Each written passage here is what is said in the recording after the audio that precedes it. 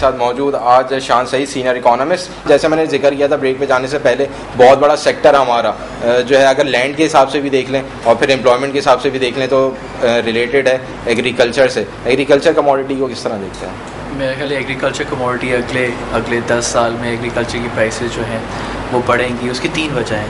ایک تو weather patterns change ہو رہے ہیں, دوسرا ڈیمانڈ اینڈ سپلائی میں ایک گیپ ہے, اور تیسرا اگر آپ دیکھیں گلوبلی اسپیکنگ انڈر انویسٹمنٹ ہے ایگریکلچر میں پچھلے 30 سال سے, جس کی وجہ سے ایگریکلچر پرائسز بڑھ رہی ہیں. آپ کون دیکھ لیں, ویٹ, رائس, شوگر, میز, ہر چیز کی قیمت جو ہے وہ بڑھ رہی ہے, اور جو ڈیمانڈ ہے وہ زیادہ آ رہی ہے ایمرجنگ مارکیٹ سے, اور جب ڈیمانڈ ایمرجنگ مارکیٹ سے زیادہ آ رہی ہے اوبویسلی ان کی ڈسپوزیبل انکم بھی زیادہ ہے, اور سپلائی اس پیس کو مینٹین نہیں کری تو پرائسز بڑھ رہی ہیں. دوسرا جو چیز ہے جس کی وجہ سے ایگریکلچر کموڈٹیز بڑھ رہی ہیں وہ ہے فوڈ اور فیول میں جو ہے وہ ٹریڈ آف ہے.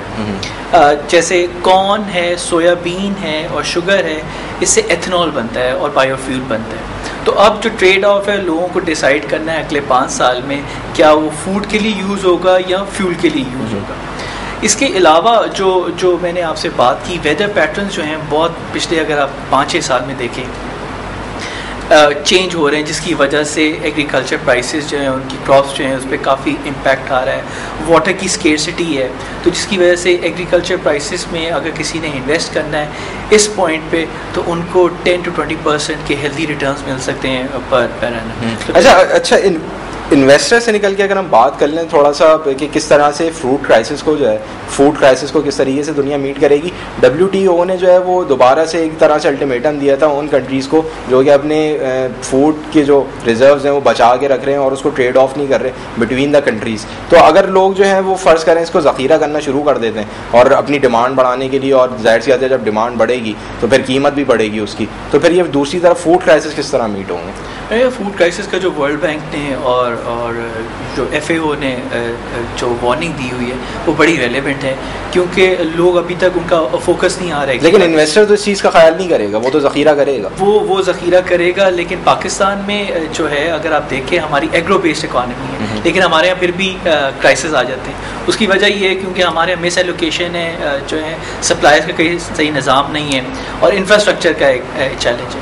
گلوبلی یہی سچویشن ہے کہ وہاں سپلائی میں کنسٹرین ہے, انفراسٹرکچر کا گلوبلی بھی ایک ایشو ہے, اور تیسرا یہ ہے کہ لوگوں کا جو فوکس ہے وہ نہیں رہا, جس کی وجہ سے ایگریکلچر کی بار بار وارننگ آ رہی ہیں کہ ایگریکلچر کرائسس, فوڈ کرائسس اگلے 5 سال میں ہر ملک کو کسی نہ کسی شیپ میں فیس کرنا پڑے گا. اچھا تھوڑی سی بات کر لیتے ہیں US اکانومی کی, کیونکہ اس کا افیکٹ جو ہے پوری دنیا پہ پڑتا ہے. ورلڈز بگیسٹ اکانومی ہے. جو بین بنان کے ہیں ان کے فیڈرل ریزرو کے, انہوں نے جو QE2 میں وعدے کیے تھے وہ پورے نہیں ہو سکے. اب وہ کچھ نئے وعدے کر رہے ہیں QE3 کے لیے, کس طریقے سے میٹ کریں گے, لوگ بھروسہ کریں گے ان کے اوپر؟ میرا خیال اسٹیٹمنٹ جو بین بناکی نے دی ہے وہ بڑی اوپن دے دی ہے کہ ہم دیکھیں گے اکانومی کس طرح موو کرے گی, ہم اس حساب سے جو ہے ایکسٹرا آرڈنری میجرز لیں گے. پچھلے اگست میں QE2 کی باتیں ہو رہی تھی تو S&P 500 جو ہے اٹ وینٹ ڈاؤن بائی 6%, اور جیسے QE2 آیا S&P 500 بھی اوپر گیا, بانڈز میں بھی ایک موومنٹ آئی. تو جو کانسیپٹ تھا وہ سمپل تھا کہ جی بائنگ ٹریجریز, بورنگ کاسٹ لو ہوگی, اسٹاک مارکیٹ میں ایک موومنٹ آئے گی جو پچھلے 8 مہینے میں 28% سے انکریز ہوا. لیکن آپ نے مئی سے دیکھا ہوگا کہ US اکانومی میں دوبارہ وہی بیرش ٹرینڈ آ رہا ہے, اکانومی سلو ڈاؤن ہو رہی ہے, انمپلائمنٹ ریٹ جا رہے ہیں, ڈبل ڈپ ریسیشن آیا ہوا ہے ہاؤسنگ مارکیٹ میں. تو میرا خیال ہے QE3 جو ہے وہ اگلے 2-3 مہینے میں وہ ہم ایکسپیکٹ کر سکتے ہیں. اکثر جو ہے وہ یہ پڑھا گیا ہے کہ گریس کا فیکٹر بہت زیادہ ایمفیسائز انہوں نے کیا کہ گریس کے فیکٹر سے ہماری جو اسٹاک مارکیٹ کی بات کر لیتے ہیں وہ تھوڑی سی ڈیمیج ہو رہی ہے. کیا واقعی میں گریس کا فیکٹر تھا؟ US کے اپنے مسائل بہت زیادہ ہیں. میرے خیال US کے اپنے مسائل بہت زیادہ ہیں, کیونکہ اس وقت گریس میں سب سے زیادہ جو ایکسپوجر ہے ایک تو ان کے اپنے بینکس کا ہے, کچھ جرمن بینکس کا ہے اور کچھ فرینچ بینکس کا ہے. جیسے موڈیز نے 3 فرینچ بینکس ہیں ان کی ریٹنگ ڈاؤن گریڈ کر دی ہے, اور جرمن بینکس کا بھی کافی ایکسپوجر ہے انکریز کی پرابلم. یو ایس کا جو سب سے بڑا پرابلم ہے ان کے مارکیٹس میں کانفیڈنس نہیں ہے, فسکل ڈیفیسٹ بہت زیادہ ہو گیا ہے, تو جب تک وہ اپنی اسپینڈنگ کٹس اور ٹیکس انکریز نہیں کریں گے لیکن یہ مسائل پھر ان دا کمنگ ڈیز تو حل ہوتے ہوئے نظر نہیں آتے. مجھے لگ رہا ہے یو ایس کی اکانومی میں کافی زیادہ چیلنج آئیں گے, اور یو ایس ڈالر میں دیکھتا ہوں اگر اس سال نہیں تو اگلے سال کرائسس آئے. تو پھر وہاں لوگوں کی جو کنزمپشن کی پاور ہے وہ تو پھر کمی ہوگی, اس سے افیکٹ پڑے گا پوری دنیا پہ. کنزمپشن پیٹرنز جو یو ایس اکانومی میں ہیں وہ چینج ہو رہے ہیں, اور کنزمپشن پیٹرن انفیکٹ انکریز نہیں ہو رہے, وہ ڈکریز ہو رہے ہیں, کیونکہ لوگوں کا کانفیڈنس جو ہے گورنمنٹ میں اور مارکیٹ میں وہ اتنا میرا خیال ہے. تو پھر دوبارہ اس طرف آتے ہیں شان کے, جب لوگوں کی کنزمپشن پاور ہی نہیں ہے اور وہ ان کے پاس کوئی سیونگ ہی نہیں ہے, تو پھر کموڈیٹیز میں کس طرح ٹریڈ کریں گے؟ کموڈیٹیز ایک تو ایگریکلچر کموڈیٹیز ہیں جو آپ کو خریدنی ہے.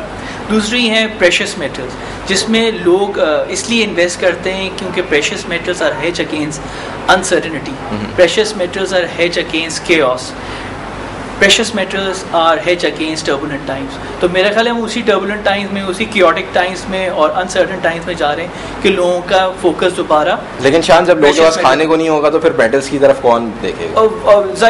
یہ ایک الگ ڈبیٹ ہے کہ لوگ کھائیں یا پریشس میٹلز میں, لیکن میں ایک جنرل انویسٹر کی بات کر رہا ہوں کہ وہ جو ہیں جب دیکھتے ہیں یو ایس ڈالر میں کانفیڈنس نہیں ہے تو وہ اپنا پیسہ کہاں پلیس کریں گے. تو پھر یہ وہی بات ہو گئی تھا, rich is going to get richer, اور غریب جو پستا جائے گا. ایبسولوٹلی میرا خیال ہے پریشس جو ہے, میں نے کافی دفعہ کہا ہے کہ gold is a strategic value investment for the rich people to stay rich, it's not for everyone. اگر میں آپ کو کہوں آپ گولڈ خریدیں تو شاید آپ کی رسک ایپیٹائٹ نہ, لیکن پھر شان بات تو ایک چھوٹے انویسٹر کی آتی ہے نا. ہم اگر پاکستان کی بات کر لیں, تھوڑا سا ہو جاتا تھا اسٹاک مارکیٹ کی طرف 2 پیسے کما لیتا تھا, تھوڑا سا جاتا تھا پراپرٹی کی طرف 2 پیسے کما لیتا تھا, لیکن اب اس کے پاس کچھ بھی نہیں ہو. کہتا ہے میں اتنی چھوٹی انویسٹمنٹ سے کروں تو کیا کروں, اگر اس کو سیو کر کے رکھتا ہوں تو میرا روپیہ ڈی ویلیو ہوتا رہتا ہے دن بدن, تو میں کروں تو اس پیسے کا کیا کروں؟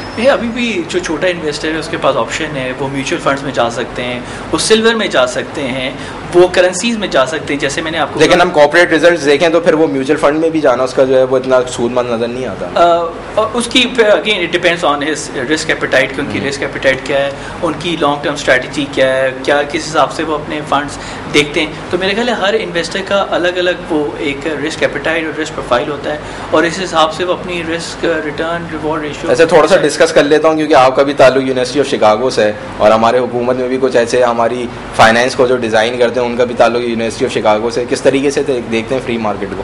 میرے خیال ہے میں تو فری مارکیٹس میں بلیو کرتا ہوں, اور میرا خیال ہے فری مارکیٹس میں یہ نہیں کہتا کہ سولوشن ہے ہر چیزوں کا, لیکن فری مارکیٹس کافی چیزوں کو. جب ہم بات کرتے ہیں فری مارکیٹ کی, what exactly are we emphasising on? Government کی انٹرونشن نہیں ہونی چاہیے, لیکن انفارچونیٹلی پاکستان میں یا تو سینٹرل بینک بھی اپنی پالیسیز گورنمنٹ کی انٹرونشن کے بغیر نہیں نکال سکتا. تو جب گورنمنٹ بہت زیادہ مارکیٹ کو انٹروین کرے گی, مارکیٹ کو ڈکٹیشن دے گی, تو مارکیٹس کو وہ چیزیں پسند نہیں ہیں. تو اگر گورنمنٹ جتنا دور ہے مارکیٹ سے وہ اتنا ہی اچھا ہے, کیونکہ گورنمنٹ کو کوئی کام نہیں ہے بزنس رن کرنا.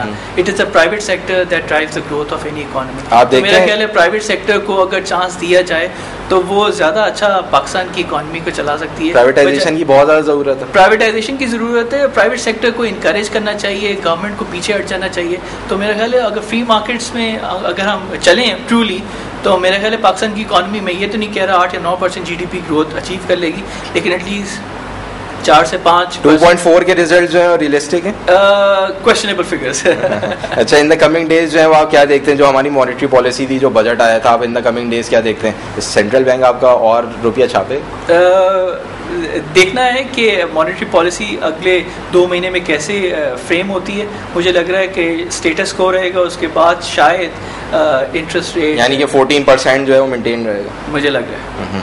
اچھا, چلیں تھوڑی سی بات کر لیتے ہیں فائنینشلائزیشن آف کموڈیٹیز. کیا کانسیپٹ ہے یہ فائنینشلائزیشن آف کموڈیٹیز کا کانسیپٹ؟ یہ ہے کہ بہت سارے فائنینشیل انویسٹرز جو ہیں وہ اس وقت commodity, and you are the first one to give that concept in Pakistan. میں نے ایک 23 مئی کو ایک اخبار میں لکھا تھا, میرا آرٹیکل آیا تھا فائنینشلائزیشن آف کموڈیٹیز پہ.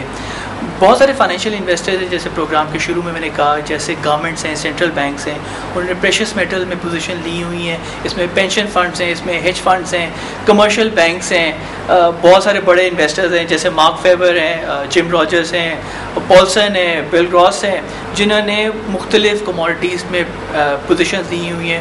وہ کموڈیٹیز پریشس میٹلز بھی ہیں, بیس میٹلز بھی ہیں, انرجی مارکیٹ بھی ہے, اور ایگریکلچر کموڈیٹیز بھی ہیں. تو یہ کانسیپٹ یہ ہے کہ فائنینشیل انویسٹرز اب مارکیٹ میں آ گئے ہیں اور انہوں نے ایک کموڈیٹیز کو ایک نئی فائنینشیل لینڈسکیپ دی ہے, ایک نیا ڈائریکشن دی ہے.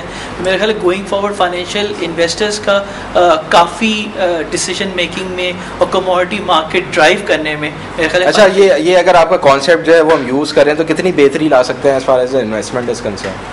کموڈیٹی مارکیٹ فلرش کرے گی. ابھی بھی اگر آپ دیکھیں بہت سارے اے ایم سیز نے اپنے کلائنٹس کو جو ہیں کموڈیٹیز مارکیٹ کی طرف ان کو فوکس کروایا ہے, اور کلائنٹس کا جو پوزیشن ہے کموڈیٹی مارکیٹ میں وہ کافی بڑھ گئی ہے.